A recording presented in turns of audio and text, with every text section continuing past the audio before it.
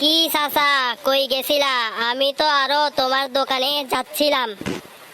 চাচা, আসলে আমার কিছু বাকিতে মাল লাগবে। আর বলো না, বাকি দিয়ে এক সমস্যার মধ্যে আছি। বাকিতে মাল দিলে কাস্টমারের কোনো না কোনো সমস্যা লেগেই থাকে। আমি চাই না কাস্টমারের কোনো সমস্যা হোক। কেন চাচা, কি হয়েছে আবার? আরে তোদের বন্ধু ফান্টু আছে না?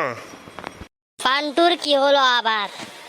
ফান্টুরে 2000 টাকার মাল দিছিলাম, আজকে শুনলাম তার মা বাবা নাকি হসপিটালে। আমি বাকিতে মাল দেওয়ার কারণে আজকে তাদের ঘরে অভিশাপ লাগছে। আজকে আবার কি হলো? আজকে টাকার জন্য গেছি, কিস্তিওয়ালার বউ মারা গেছে, তাই টাকা দিতে পারবে না।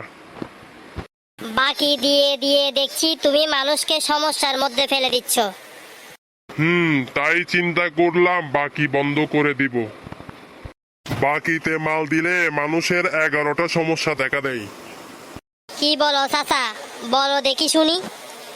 ঘরের যে কোনো মানুষ অসুস্থ হয়ে যায়, ঘরের অথবা আত্মীয় স্বজনের কেউ না কেউ মারা যায়, বাকি দিলে কেউ না কেউ অ্যাক্সিডেন্ট হয়, বাকি দিলে বেতন পাই না, বাকি দিলে বাবা মা হসপিটালে থাকে, বাকি দিলে মানুষের কিস্তি বেড়ে যায়, কিস্তি টাকা দিতে দিতে আমার টাকা দিতে পারে না, বাকি দিলে ফ্যামিলিতে সমস্যা লেগেই থাকে, বাকি দিলে মানুষের চাকরি চলে যায়, বাকি দিলে সে মানুষটি কোথাও উধাও হয়ে যায়, তাকে আর দেখা পাওয়া যায় না, বাকি দিলে দোকানদার খারাপ, একবার বাকি দিলে টাকা চাইলে দোকানদার ব্যবহার খারাপ, ইত্যাদি আরো অনেক সমস্যা দেখা দেয়।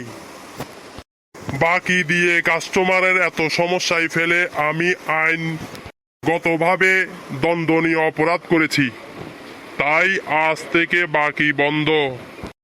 বল্টু, চল, আমার আর বাকি নেওয়ার ইচ্ছা নেই।